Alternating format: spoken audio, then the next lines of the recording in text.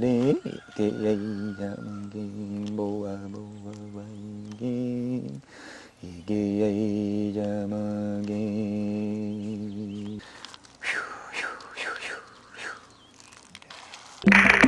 transmission is coming to you from deep in the jungles of central Maine. You are about to get high on spirit. Welcome to the podcast. High on Spirit. Here we are, High on Spirit. And today we have a very special guest. So we've talked about a little bit about some of our connection with the land down in Peru. Well, today we have Adam Stone on the podcast, and he is actually one of the directors of the Terra Vida Retreat Center down in Peru, and it's a co-op that he runs with his wife and the other Shipibo Tribes people. And we are going to be talking today about some of the medicine that's down there and what they're doing with the land. He's actually an expert in jungle medicine and in primal living and skills. So, Dylan, you want to go ahead and add anything? You guys have been friends for quite some time. We met years ago, probably 25 years ago, right around when Adam was living with grandfather Ray Rizzi. So, somebody to learn the old ways, the very magical ways. One of Ray's famous quotes that I think about probably nearly every day. If you want to walk on water, just don't look down. And Adam's put a lot of time and love into learning the jungle songs and medicine and really learning it the traditional way, the slow way. A lot of respect for that. A lot of respect for that. And hoping that everybody gets to feel a little bit of that heart today. Yeah, man. Awesome. Well, thanks for having me on your show. Happy to be here. And I got Grandfather Ray's coat on here, and I'm from Maine, grew up in Maine, and when I was studying Grandfather Ray, I got inspired a lot with native culture and traveled down to the Amazon. And Dylan was there when we had the first vision of forming the Terra Vida Retreat Center and Healing Center, where we have a 19-hectare farm on Yurinacocha Lake. And it's been a while, way back in, that was way back in beginning of 2000, and my daughter was born there in 2007, and there in Peru at the retreat center, and we work with lots of Amazonian medicines, and the teachers there, the grandfathers that have worked with Amazonian medicines for thousands and thousands of years with the Ayahuasca medicine and in the visionary realms, and with the ceremonies. And we grow a lot of plants there, permaculture, reforestation, medicinal plants. And Is that in the southern part of Peru? Where's that located? yeah, it's in the halfway between the famous Iquitos, which is in the north, and Cusco, which is in the south. It's like in the middle on the Ucayali River. It's a lowland Amazon. And It's kind of considered the heartland of the ayahuasca. A lot of the people down there, like the people in Iquitos that go down to study ayahuasca work, plant medicine work, a lot of the teachers come from the Pucallpa area. yeah, Pucallpa area is the heartland of Shipibos, and Shipibos are known for their traditions with the ayahuasca. So I've studied with them for a while, and now my kids are half Shipibo as well. And so, yeah, been working at it for a while, and things grow with the medicine plants. They're considered to have a living life and intelligence, much as a human, but in another realm, almost of a higher intelligence. And Like another dimension, kind of, too. It seems to open that window. Yeah, they're of a higher dimensional intelligence, and they, when you drink them, then they live with you and within you, and they grow a little at a time as a seed.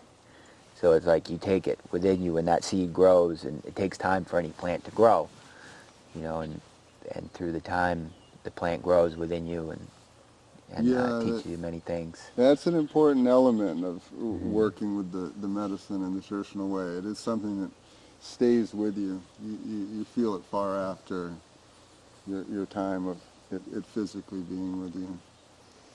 Well, it also seems like it's a relationship too, that when you revisit it, it becomes more integrated each time too. That's what I've found with my journeys with psilocybin. It's like sometimes you have a whopper of an experience. You're like, wow, man, that really did it. And then, it after a while, maybe some of it starts to fade, but then, when you revisit that experience and reconnect with that intelligence that you're talking about, right, then they recondition you to be reintegrated with that awakening, whatever insight came through. Yeah. And to sort of reestablish even the energetic system in that new, more coherent state. I think that has to do with the foundation of why we formed the... Can you give the correct pronunciation and the meaning of the name of the nonprofit? The NGO is Nibiru, which is a Shipibo word, which means seed of the rainforest. So that's, planting seeds, reforestation, preserving the big seed trees, but it also means eye of the rainforest. So that's the consciousness of nature that nature has, so people can realize that nature has a consciousness, but also like opening our third eye to understanding that and connecting to that. So that's the double meaning and double mission of the project is preserving the rainforest and the plants of the rainforest, and also opening up people's eyes, opening up, our eyes, my eyes, everyone in the world, so that we can change consciousness, so we can go to another realm where we're in harmony with the planet. Because as you can see, humans have left their harmony with the planet. We have all kinds of technology, all kinds of intelligence, but haven't harmonized, have left that harmony with the earth, and left that communication with the earth. At one time, people would communicate with nature and with the spirits that were in nature, and now people think that's weird if you do that, or it's not, like, they don't really understand that it's not scientific, or it's not, religiously sound in whatever, religion that you may think of, but it's actually, a very real thing that most humans at one time were doing. Well, there really is such a disconnect, between the earth and plants and, all of life, and, particularly, humans today, and particularly the youth of today, especially. And they're so tuned into the technology and everything, and they're so intelligent, but they've lost, so many of them have lost that connection, right? And so I love what you said about those two, the dual meaning, and how that actually, those two are very, synergistic as well. Because when you understand what's there, the window of opportunity, as it were, right, of connecting with that other dimension and the intelligence that's there, that naturally brings about respect and a wanting to honor it and preserve it, and do what's necessary to harmonize with it. Yeah, because that's our you realize that higher intelligence, those are our teachers. They teach us personally and help us with our lives, and so it's important when people realize that the big trees are the grandfathers and grandmothers, and the spirits of the plants are amazing teachers that can bring us into harmony where we're really in connecting and experiencing, enjoying the beautiful life of the world. I mean, that's my experience as well. What about people, like, 'cause I know there's, fear. There's a lot of fear around these things too, and it's been, culturally imbued in us as well as being, dangerous and things. So what about that? Because, if we're connecting, if we had the capacity to connect through these windows to other dimensions and connect with intelligent life on the other side, is there a danger of connecting with the wrong types of intelligence, with some sort of nefarious, and how would one mitigate that danger? Yeah, I mean, that's a fear that people will have, that they won't want to travel into these realms. But traditionally the shamans, they know that there's both sides. Like, for example, in the Shipibo mythology, there's the dual-headed snake, Ronin. The snake has two heads. One is venomous and can kill you. The other head is there to help you and is a healer, but it's actually the same snake.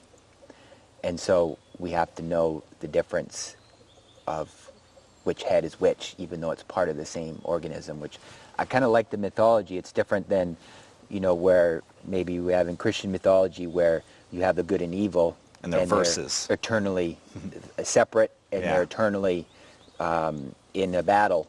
Whereas this is actually part of us, the two aspects of ourselves, where we have the healer and the venomous parts. We're both one organism. We're both one being.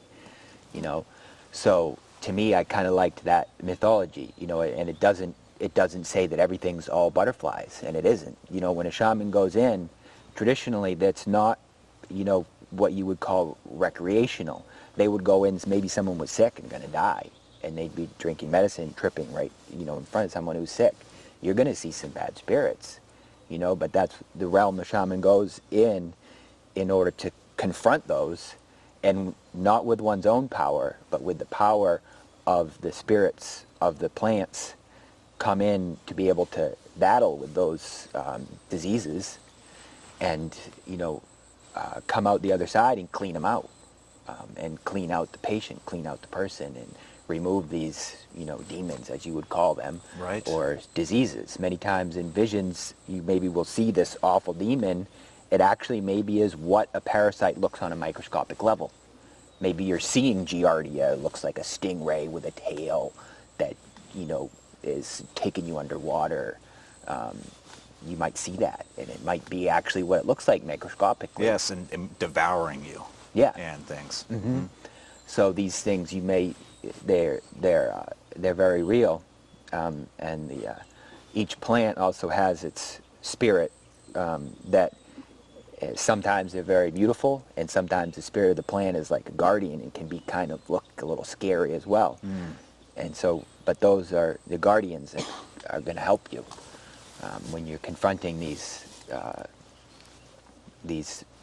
what could be diseases. Just like in the in some of the Eastern mythology, I know, like in the Tibetan mythology, for instance, some of their forms of divinity that they paint and things are particularly frightening looking, right? And then that's exactly what they say, they're protectors, So just you have to be prepared for that, right? And be able to recognize the difference, which to me, it's like there's more a quality of feeling. It's like even when that frightening sight was more like shocking, was presented, because I was grounded, I could feel that there was no ill will. It was just putting on some sort of show for whatever reason. I was beyond me,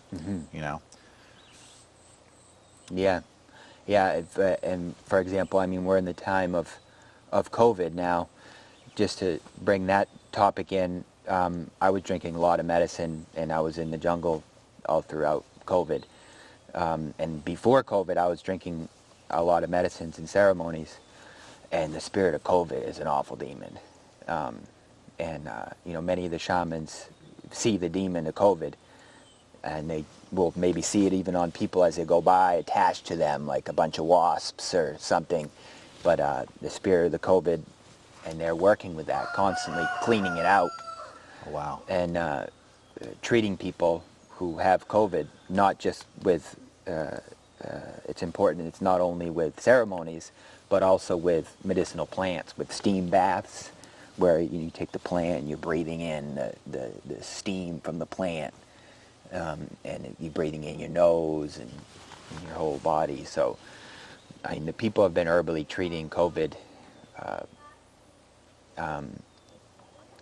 a lot. It's been their only way of, there'd be a lot more deaths if they weren't herbally treating it, because the modern medicine is not even available. You can't even go to the doctor if you wanted to, and they don't have a cure for it anyway. So you go to the doctor, you're just going to be waiting outside with a bunch of other people who are sick. There's no point, you know. So people have been treating it at home with medicinal herbs, and a lot of people have been successful with treating it. So very interesting, real quick, as sort of relates to that and what we were speaking about before, what you were talking about, Dylan, with the songs of the plants, right, that you've been studying.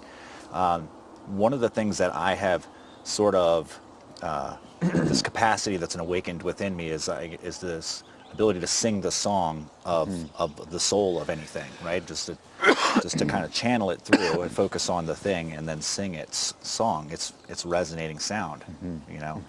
And yes, so these diseases have a spirit, right?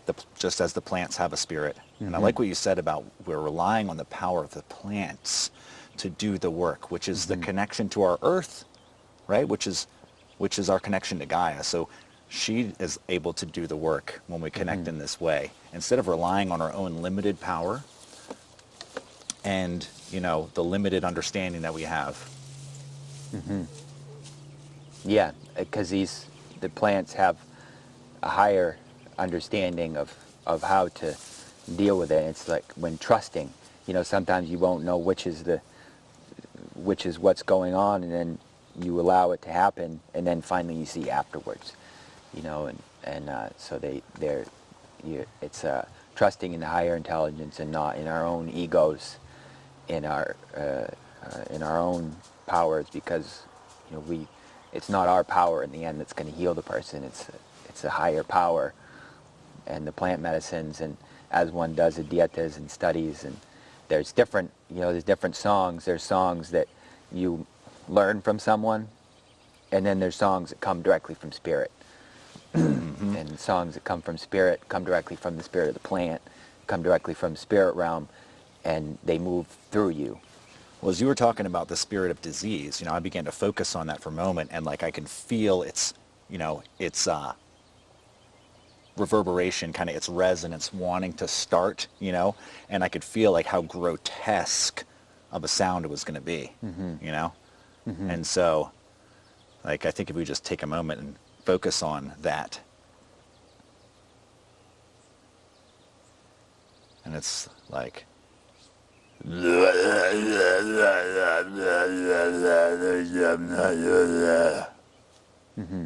very grotesque and diabolical kind of sounding, yeah. Whereas if I focus on ayahuasca, okay, and I allow its song to come through, it is it's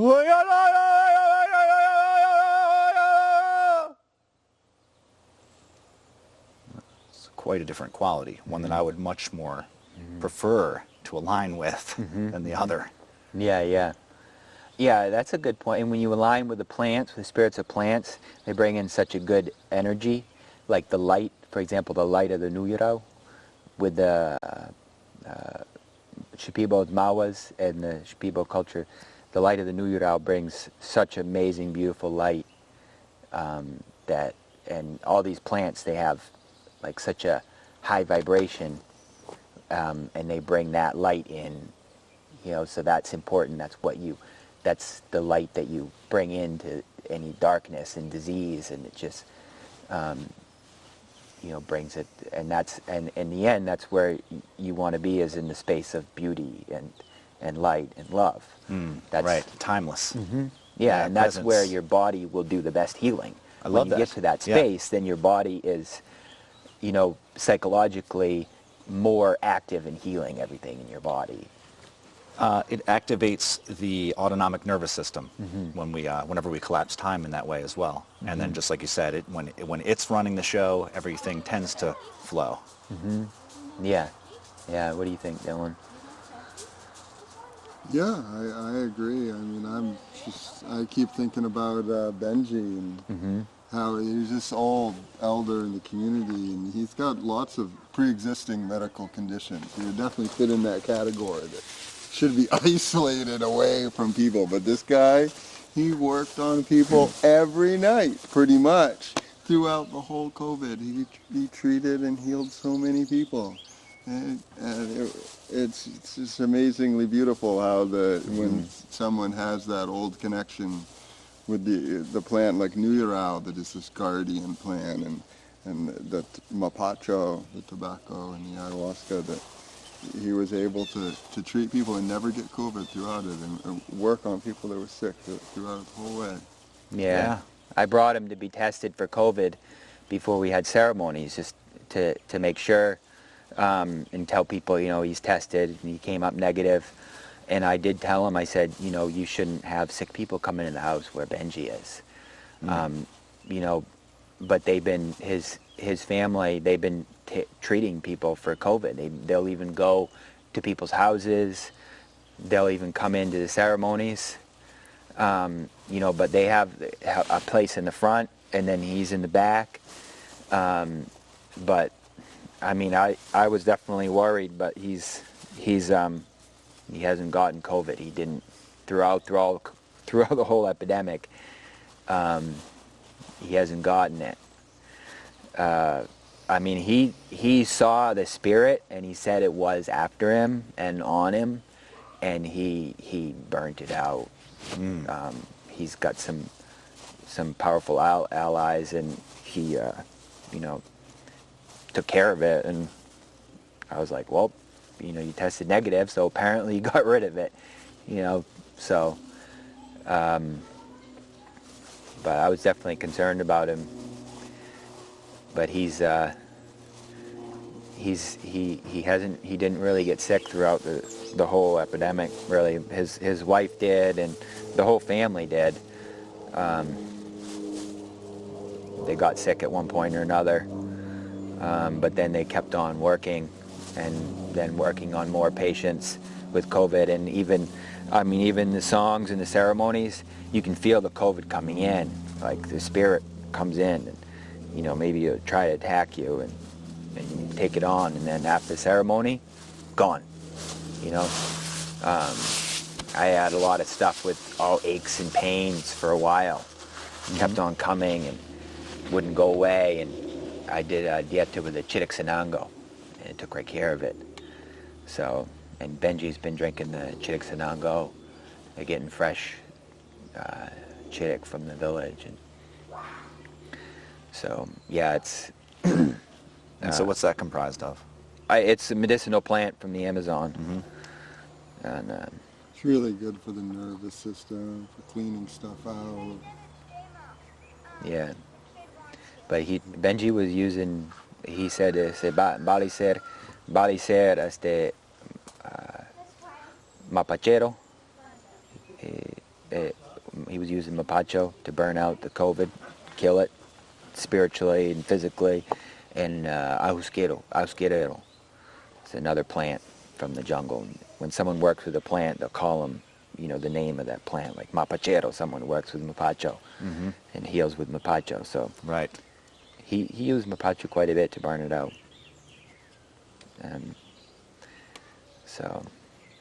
But it's they also use vapor baths, which I think are really important. At a certain time, I wasn't doing ceremonies anymore, just the vapor baths, because ceremonies are in a space in a maloka, and you're singing a lot, and COVID's flying around, and so we do the plant vapor baths, and you get hot plants and boil them and breathe it in, and it's really good. I mean, scientifically, you can say it's really medicinal, and also they believe in spiritually. It gets rid of the bad spirits, lifts them out, and removes them. Well, we know that there's certainly something to be said for that because of our direct experience of it, But whether someone believes in it or not, it's still going to have effect. But the more you understand it on an intellectual level initially, I think, and then work at developing the subtle capacity of experiencing it, right? Mm-hmm. with your senses, with your sixth sense, your inner sense, the inner body awareness, and connecting with it that way, then that also helps us to further get out of the way and just feel and allow and to open. Mm-hmm. So I'm curious, someone that comes down to the retreat center, what are some of the things that they'll be able to experience and benefit from? And we'll start there, and I have another question. I mean, people come to the Amazon, especially Pucallpa. A lot of times they're searching out the power plant, Ayahuasca. But it's not the only plant, and it's not the only thing that people can experience and learn about at Terra Vida. There's, like I was saying, we've been including many of these things, especially with COVID, so that people feel, so that the people are really healed. And there's so many medicinal plants, and there's master dieta plants that you drink with your ceremonies that are teachers. So there's the master dieta plants, there's Chiricsadango, there's Ayahuma, Nugirao, Bobinsana, many plants that have medicinal qualities, and their energy vibrates with the ceremonies in the ayahuasca, and then you learn more with their spirits. So that's another reason why it's important for people to try to stay for, at least 10 days, couple weeks, if not longer, right? So they can start to develop that relationship, get the understanding early on, and then build it from there. Yeah, it's important that you're immersed in nature, and you're not just going ceremony and then back to your normal life. You're immersed in nature in a full dieta, and you really, that the healing experience enters more into your body more. But we have lots of medicinal plants. We have growing sangre sagrado. We have a lot of cacao growing there. And criollo, medicinal, ceremonial grade cacao. And there's many walking paths and trees and the lake there and canoeing. And to the traditional Shipibo skills, people come down and learn weaving from Leela, or one of the older ladies, the traditional weaving right off the cotton tree. They call it the aguadon, but it grows on a tree. It's different, and then the cotton that grows up here, and they make their traditional kushmas out of it. Or some people come down and learn the pottery. There's still people that remember. There's not many how to make a cooking pot. Yeah, all the arts. The Shipibos are known for their art. They have amazing art. Oh yes, I've seen quite a bit. It's beautiful. Yeah. Pucallpa is also known for their visionary art, their paintings, what they see in visions of ayahuasca visions, and they'll paint these beautiful paintings. That's a more modern skill, but Pucallpa is known for that. And then there's the traditional skills of the weavings and the embroideries that they've been doing for thousands of years. A lot of our listeners have been wondering about finding these plants in their area, and then also cultivating ones that aren't readily available. So what about some of these plants you're talking about that are, let's say I resonate with this one in particular, so I'm going to develop a relationship with this plant. Some of these plants, are they able to be cultivated outside of the jungle? They are. There's a lot of difficulties in transporting live plant material right now. I mean, the nonprofit's been working on getting the paperwork and whatnot, but there's a lot of bureaucracy around shipping live plants and seeds, but it's possible. I mean, these plants can grow anywhere. It's not like you can grow tobacco anywhere. It's a short season crop. Well, sure. You can grow ayahuasca anywhere if you take care of it, if you sing to it. I've had it growing in my bedroom. Okay, cool. You get that lighter? Oh yeah, good idea. I just came from the Amazon. I'm a little bit chillier than you guys. I got to warm up with some smoke. Well, hey. Forget about that. No time like the present. That's what we're here to talk about. Right? The Taoist master said, fire in the tummy helps your food or your energy digest.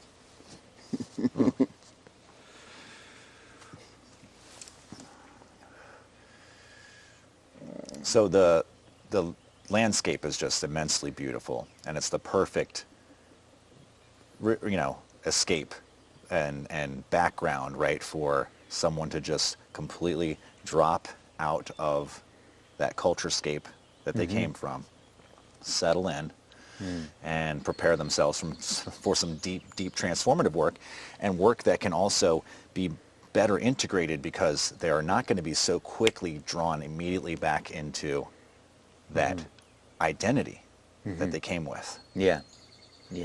And there's some things that really separate the Terra Vida farm and retreat center from other places that are down there, and that it is very much connected to the Shipibo people. It was land that was pretty much given to us by the community. We paid a very small amount of money for the title, but that's different in a lot of ways from people that went down there with monetary interests. We went down there with different interests in mind, and there's always been a thought of any money that was made was going back into the jungle. And I think that, we always saw that land, why we were starting there, is because it was a gateway into the rest of the jungle. It's only maybe 25 minutes from the airport. You take a short taxi ride to the edge of the lake, and then it's a boat ride across the lake, like 15 minutes across the lake, and then you're right on the edge of pristine jungle. So we've been told by several people that have traveled all around down there looking for the best place to drink medicine. And they say, like, short of going deep into the jungle, it's by far the place that has the right vibration and the right energy, and the people around that are in the right place, that it makes it so that you can go into that deep place and learn things that you wouldn't learn if you were going someplace where there was a short-term economic interest. Right. Yeah, okay. I'm reminded of that festival. What's it called? Wonder or something. You know what I'm talking about? A very commercial festival in any case. So it's not the Burning Man of ayahuasca retreats. We've never done any advertising. This is probably the most public we've been in talking about it. Yeah. But it's definitely time to get out there. I mean, it's a Wanderlust. That's the one I was thinking of, and didn't mean to compare that to Burning Man, but like nonetheless. The reason why there are some similarities. Why I'm being public and why I'm doing this podcast has to do with it. The people in the jungle want us to come down there.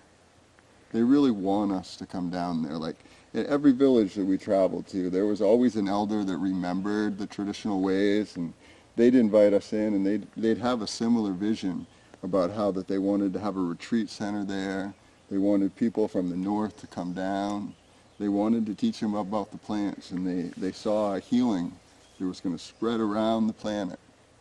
But it takes people that really want to be immersed in the medicine and learn it just for the sake of learning it. And in that change of mentality and that shifting into the heart, there's a shift that has ripples. And I encourage people to come down and see. Yeah, well, the more people that awaken that heart energy within them and then magnify it, we can create great change on this planet. We can create it at the quantum level, right? So we can influence things on a much greater, in a much greater way, than what we can do physically, kind of like with our own hands and minds, working individually. And even working collectively at that mind level, when we connect the heart and we collapse time, anything is possible. Yeah, and it's a matter when you're really doing healing work, it's important to take that into consideration with any business is that this is healing work, and you're there to care about people. That's, that you're there to actually care, and that's what we need to do to change the world, is actually care. It's not about, it's about the mission of the project, and about each person that comes to Terra Vida, each person that we're involved with, we actually care about them and want the best for that person. Yes. Okay. So it's different than a machine mentality. Yeah, they're not there to have a retreat and pay money. We're there to care about them, and everyone who's involved with us, we're there to care about each person, that they do good in their life, that they're fulfilling their full potential, that they're fulfilling their purpose on the planet, their vision of what they feel like they should be doing here on the earth. So that's what I feel is the most important, is that we love people, care about them, the hands-on. Yeah. And we do that, and other people do that, we can make huge changes in the world, and right? Yeah, and there's also a side of the other side of it is that it's not necessarily a retreat center in the sense that you're going to be pampered. Sure, now there's running water, and there's even warm water at times, but we would like it to be a way where you're learning closer to the traditional ways. It's not all going to be easy. It's not all going to be big meals, and it's not all going to be pampered. There's an element of like, you should expect to have some sacrifice. And integrate yourself with the land. Right? Yeah, and you can't really learn from these plants without sacrificing something. Yeah. There's an amount of really giving of yourself in order to be able to receive. Yeah, for sure. That's part of the, like, traditionally sometimes the shamans in training, they would eat tiny fish, and that would be part of their training. They would like a humble, but there's also nice big fish, but the dieta doesn't include sugar, doesn't include oil, doesn't include so many things, very, very basic food, and that's like part of the sacrifice, is letting go of these maybe comforts, pleasurable attachments to that, right? Yeah. It's definitely more of a rustic place for sure than other places, which is, I'm from Maine. I'm used to things being a little bit rustic.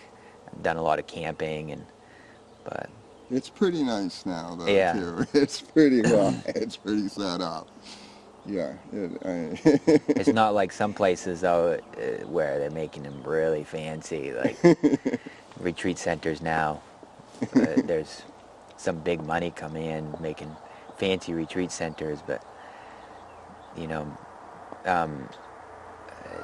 we'd like people to be interested humble. in being involved and cooking their own food, and ideally be involved in the permaculture and be involved in the community, right? Yeah. Did you show them the cacao there? No, we got some cacao here. Yeah, Adam just brought this right up from the jungle. These are, maybe tell a little bit about it. Yeah, this is the cacao that we grow at the Terra Vida farm. This is Criollo cacao, and it's ceremonial grade cacao. It's shade grown, and it's organic. Now, a lot of people don't know that cacao, sometimes people are actually destroying the rainforest to grow cacao, because if you graft some of the larger producing cacao to have a lot of production, if you're thinking about just your production, it needs a lot of sun. Some of these grafted they're not shade grown. They're like huge pods. You produce more beans. You can sell your beans for cheaper because you're producing more. And then they spray them because there's a lot of diseases that get on them, funguses, ants and stuff. A lot of people don't know that. There's a difference in the different varieties. This is more of a native shade grown one. This is incredible cacao. From seeds that I gathered awesome. with Gilberto's. He had trees out behind the village. They seemed like they were wild trees, but they were probably like, where wild meat's cultivated. Okay. But they were in the jungle, and we gathered the seeds and stuck them in the ground, started nursery beds, and then planted them out and kept them cleared around them, and they grow really fast. Yeah, it's like, this is similar to what you would find in the wild, but they select the seeds so they get larger. But it's Right. different. This native variety, they grow taller, they're bigger. They're harder to harvest. Yeah, they're harder to harvest, and they're... Because we let them grow in their free form, so they get big and they look very majestic. Where if you cut them back and you're growing a variety that gets these bigger fruit, they're not going to have anywhere near the medicine concentration of these beans. This is a bar that I made with that stuff that just has honey in it and This is coconut. awesome. Good. And Yeah, and to maintain things organically as well, it's a lot more work. Because you got there's ants, there's funguses, and it's all. If anybody knows organic farming, there's more manual labor put into organic farming than if you sprayed it. If you just used ant venom and it's the jungle. There's a lot of stuff that tries to live. we've seen some amazing results around taking the sawdust off the really small sawmill we have, spreading that around the cacao. That there's a natural mushroom that'll grow symbiotically that will kill the ants. Yeah, now you're getting into some of the organic secrets that we've discovered in our farm, where you can work with reforestation and permaculture at the same time, and and be able to continue to do things organically. We had to start on a real micro level and show that these principles that have come from around the world would work in this application in the lowland jungle and show its viability economically, so that we could pass this along to other people, because the people in the jungle that want to grow chocolate are being inundated with, you just cut it all down, you slash it and burn it, and you plant nothing but chocolate every 15 feet, and you plant only chocolate. Where with the nonprofit we do these small micro loans to farmers, where we'll encourage them to plant a diversity of other herbs underneath the chocolate. We'll encourage them to cut just what they need to, and to selectively cut trees, so that it makes it ideally something that's sustainable. It gives more value to the understory. Yeah. And the more people recognize the importance of doing it that way, they'll want to get involved, number one. Well, hopefully, number one. But also, number two, they'll be deciding with their dollars, like, where they want to spend their money. Do they want to just buy Hershey's and things like that, or would they rather get some very high quality cacao and cacao products, that have been made in this way, that's sustainable, that actually are much higher in the alkaloids and the medicine that we're actually it's a darker, smaller bean. and wanting. It's a smaller bean, but it's darker and higher medicinal content. I love it. There's nothing that compares to that stuff. Yeah, it's pretty good. I've been to cacao farms, where it's all grafted, and the pods are just huge. And the guys, people are like, we got to cut the trees down that are in here. We can't have these trees in here. They don't produce, and so they're just cutting more trees, cutting more all the time. They're like, we wanted to have some shade, but they produce more when you don't give them shade. So then they're like cutting the whole rainforest down. And of course, then when you come in with a big business money, they'll just slice everything down. And well, people are so uneducated about this too, and they think, oh, well, these businesses, they come in, but they're planting so many trees. They plant so many trees to replace the ones that they cut down. And then you look, and what are they planting? They're planting, they're not planting biodiverse trees. They're not putting that back in. They're just planting more of the same. Yeah, a palm, they call it permaculture, the palm projects that they're doing for oil, because they plant 3 plants instead of just palm. They call it a companion planting thing. But a diverse community of plants is not 3 plants. It takes a lot of plants in order to make an ecosystem so it's thriving, so it's got the right pollinators. And Yeah. Yeah, I mean, and some palm plants that just cut everything. All you see is aceite palm as far as I can see, you know. And just when you have the small farms and where you're doing many different crops in one place, and then it's a much better, you know, we have like ayahuasca growing up the cacao trees, and they grow underneath higher story trees like mangoes and mahoganies, and they thrive in the understory. Well, that's the right way to do it, and I am so looking forward to visiting myself. Nice. And this has been fantastic. This is some fantastic chocolate. Thank you, man. Yeah. And thank you for coming on the show. Yeah, thanks for It's been a inviting pleasure me. meeting you, man, and getting to hear some of your story and what you've been doing down there.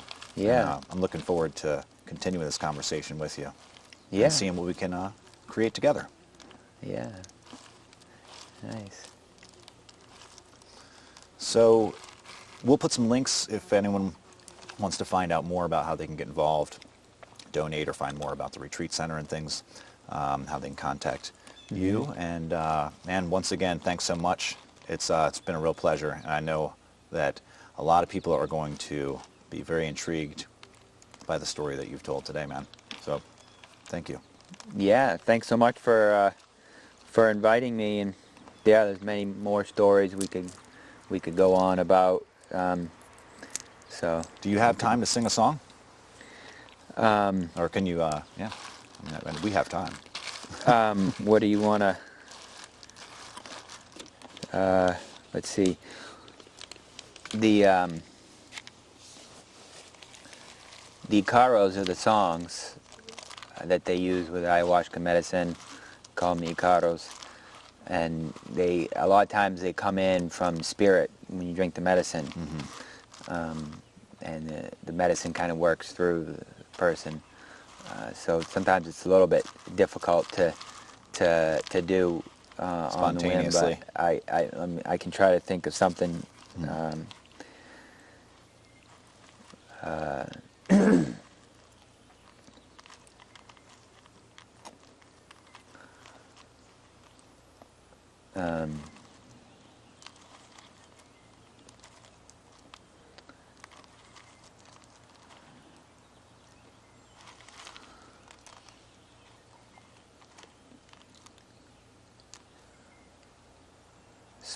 So yeah, sometimes in the beginning there'll be like similar words like chants and stuff, and see where things go. But so We're all done. yeah, we're done now anyway. Well, that's one. These two should still be rolling, so we're good.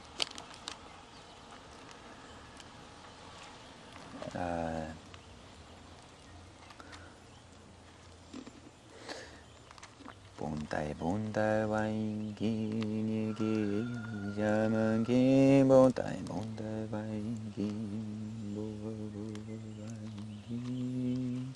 boa boa waingi boa boa waingi yamangi nigi waingi nigi yamangi durambe medazina durambe cura duram medazina di iki wangi joro joro wangi joro joro wangi iki yamangi bunda bunda wangi bunda bunda wangi bunda bunda wangi iki wangi joro joro wangi joro joro wangi iki yamangi Yegi Jamangi, Medazina Gorari, Gora Medazinari, Medazina Gorari, Yegi Vangi, Plantazidari, Gora Gora Vangi, Neji Neji Gorari, Dora Midegari, Yegi Jamangi, Yegi Jamangi, Gora Gora Vangi, Yegi Jamangi. Unigawa gawari, unigawari, kiyai jamangi, boa boa wangi, kiyai jamangi.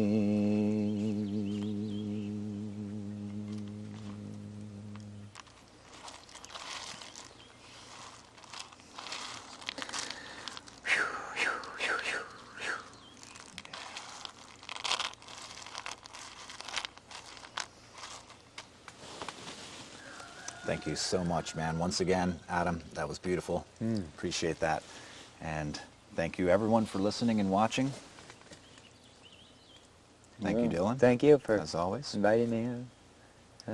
I started thinking about the Ayahuasca as you were singing. Is it Orlando that he healed his arm that he got bit off by the alligator? Oh, yeah. With the Ayahuasca. That could be a story for another time. Yeah. He's one of the local shamans. Their family member that he works down at the retreat center. And he lost his arm in a fight with an alligator.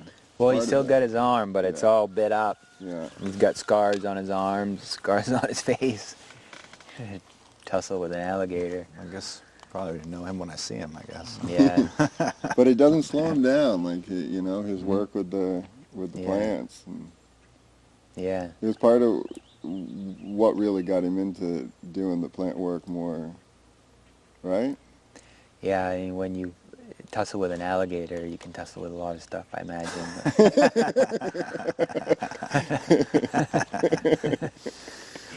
But, well, yeah, definitely we'll have to get the details on that one on our next encounter, man. yeah. Once again, thanks so much, man, and thank you guys for getting high on spirit. Gracias. This transmission is coming to you from deep in the jungles of central Maine. You've been listening to High on Spirit.